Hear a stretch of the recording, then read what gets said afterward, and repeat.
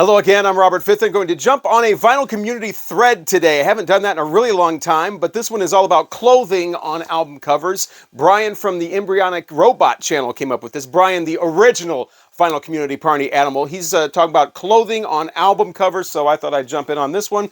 He showed an album from Devo. This is a different one, though. This is New Traditionalists, and Devo, one of those groups that all dressed the same on different album covers. And they used to have the hats that they would wear, too. Those made like little great Halloween costumes. But anyway, fun fact I learned about Devo a long time ago. Supposedly, all of their pant size and shoe sizes were all the same with all 5 guys. So I think since then they've changed. Some of them have got a little girthier than others. But yeah, back then they all had the same pant size and the same shoe sizes.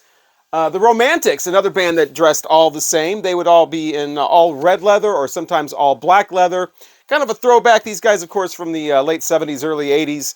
And kind of a throwback to the 60s things where a lot of groups dress the same. Here's an example of that with the Beach Boys, all looking for some reason like referees. Not sure why. Perhaps some of those crazy Beach Boys fans can explain why they're all dressed like referees on here. The Village People. I mean, speaking of Halloween costumes, I mean, here's one of the most popular Halloween costumes when it comes to bands. The Village People all, of course, have their own little thing here. You got the cowboy. Well, you know what? I'm one of the few people that probably can name all of the Village People. I'm going to see if I can still do this. Randy Jones here, the cowboy. This is David Hodo, the construction worker. Victor Willis is the main singer here. He's usually a cop, but on this earlier one, he's not. You got Felipe Rose, the Native American. You've got Glenn Hughes, the leather guy, and Alex Briley is usually a GI, but here he's just dressed in suspenders and a red shirt. So I can name all of, and Ray Simpson replaced him later. I can name all the Village People. Another guy that was always in a costume, Angus Young from AC/DC, always dressing up like the schoolboy. He would moon the audience. Remember that? He'd turn around and moon the audience, even well into his later years, which really got kind of creepy after. It wasn't, yeah, Kiss, all in suits like I am today on this Dress to Kill. They usually did not look like this. In fact, I think 3 of these guys had to borrow suits because they didn't have any. So they're kind of ill-fitting suits there. But yeah, Kiss in suits. Of course, Kiss usually looking like this. Another awesome Halloween costume to have for Halloween with the Star Child, the Catman, the Ace from Space, and the Demon, Gene Simmons, spitting blood on people. Grateful Dead, another group that usually looked a different way, but on this album cover, they're all in white. White suits, a lot of them, for Go to Heaven. I think this is based on the concept of the name of the album. We're supposed to be in heaven here. I'm not sure if they're supposed to be like the main guys in heaven, like God, or you know, some of the St. Peter or whatever. If they're just, this is the way everybody dresses in heaven. I'm not sure about that. But speaking of dressing a certain way for the album title, Blondie here, all seen. Well, the guys are all seen in black with the ties here, and then matches the parallel lines on the cover. Watched a Blondie documentary, and they were talking about how they hate this album cover. They didn't want to dress like this in a gimmicky way to match the lines on the album cover and the name. And also, you know how in a photo shoot there's usually, you take 50 or 60 or more photos, and only one of the photos they're smiling, and that's the photo they used for the album cover. And they did not like that either. They wanted to be presented as more of a punkier kind of band with some New York attitude, and they did not like the smiling, but that is the picture that they used. David Byrne, Talking Heads, of course, in an oversized suit. I think this suit's a little big, but yeah, oversized suit. His was way too big on the Stop Making Sense tour. Speaking of things I've worn, how about not wearing any clothes, being pregnant, and just having yourself in whipped cream and shaving cream, as it actually was for this Tijuana Brass Herb Albert album there, Whipped Cream and Other Delights. Huge album, always in the rummage sales and the flea markets and the bargain bins, and it's actually starting to get a little pricier. But yeah, she's dressed really in shaving cream there. You may remember I did a video review of this whole album and dressed also in whipped cream and shaving cream. Maybe you tried to forget that, but here I am to refresh your memory on that. Now here's Graham Parsons with the Flying Burrito Brothers, a suit so iconic. If you see that suit, you know exactly who it is, even though Chris Etheridge is also dressed like that here, but it's really known mostly for Graham Parsons here. So you see that suit, and immediately you think Graham Parsons there, but Flying Burrito Brothers. Michael Jackson, not so much for the suit, but more for the pose on Thriller, but that's a cool suit though, especially for 1982, all white and kind of glowing there with the black undershirt. Yeah, Michael Jackson on Thriller, but he didn't do it first. Got to give props to country sensation T.G. Shepherd. There go the albums. T.G. Shepherd posing that way first. Back in, I think, 1979 this came out, wearing a belt on his knee. Now that's a look right there. Belt on, and of course all the clothes are off now. But yeah, doing the Thriller thing before Thriller.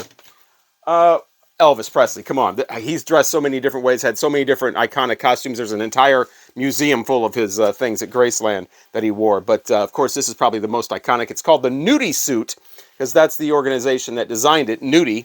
And, of course, this gold lame suit here on the 50 million Elvis fans can't be wrong. Golden Records Volume 2 compilation that came out in 59, I think this came out. I have a suit like that, believe it or not. I've worn that in the video as well. But yeah, King of Rock and Roll. They're going from the King of Pop to the King of Rock and Roll.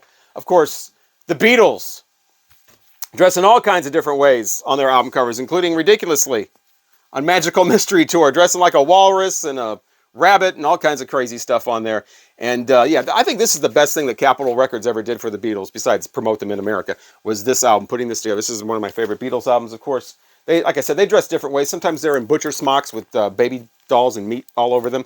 Now, this actually is important costume here, because this will tell you if you've got a $12,000 album or not. Ringo wearing this smock with this black shirt under it, it kind of shows through if you have a Yesterday and Today, an original with the butcher sleeve under it. That's how a lot of people tell. They look around here, and if they see that black undershirt kind of showing through the white label, then you know you've got a butcher sleeve original, and you've got a multi-$1,000 album there on your hands. This is, of course, not a butcher sleeve. It's got the red gold award. This is from 1978, so that's definitely not a butcher sleeve.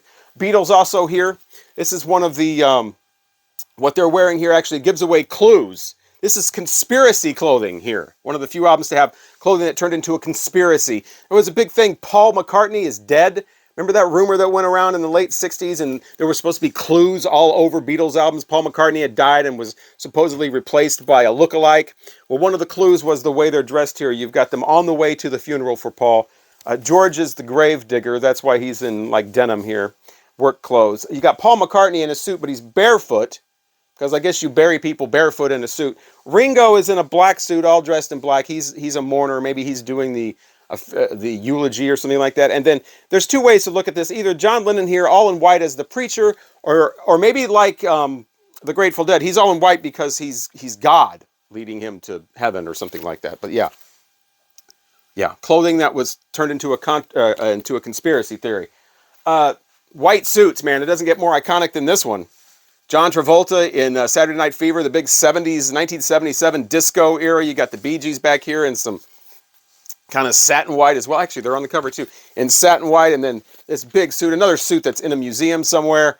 1977 Saturday Night Fever. Of course, this is all about the 70s. If you want an 80s white suit, it didn't get more 80s than wearing a suit jacket and rolling up the sleeves.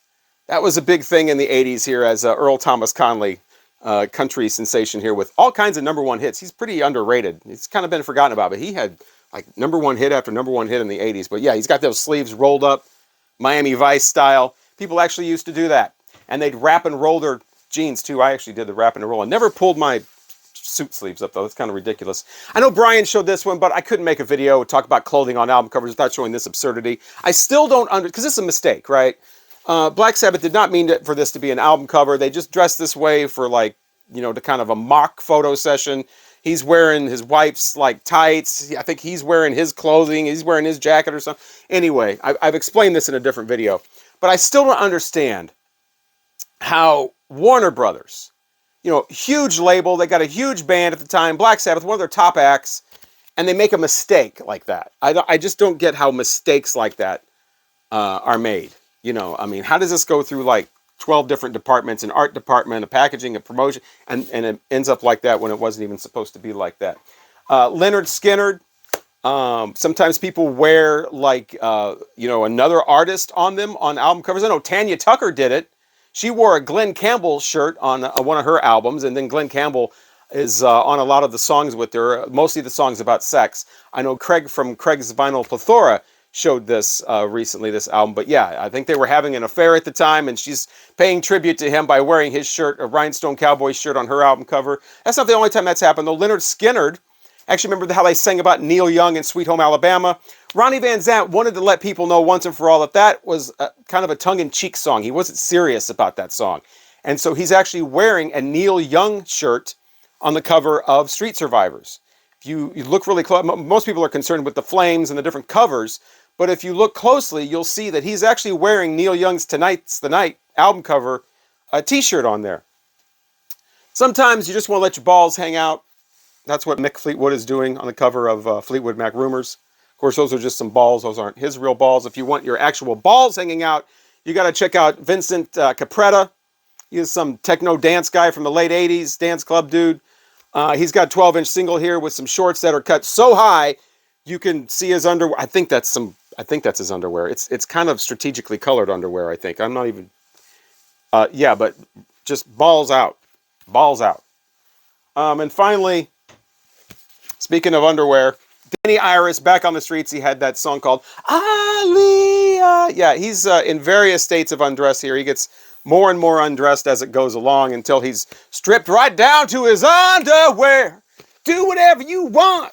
Wear lingerie to a restaurant. Anyway, he's not wearing lingerie to a restaurant, but he is stripped down to his underwear, because if there's anybody you want to see stripped down to their underwear, it's Donnie Iris. So that is my contribution to the threads on Threads thread. Thank you, Brian from Embryonic Robot, for coming up with this concept. Of course, there's hundreds and hundreds of great clothing and everything on album covers, so you can do your own video and talk about those. Hope you enjoyed this one. I'm Robert Fithen. Thank you so much for watching.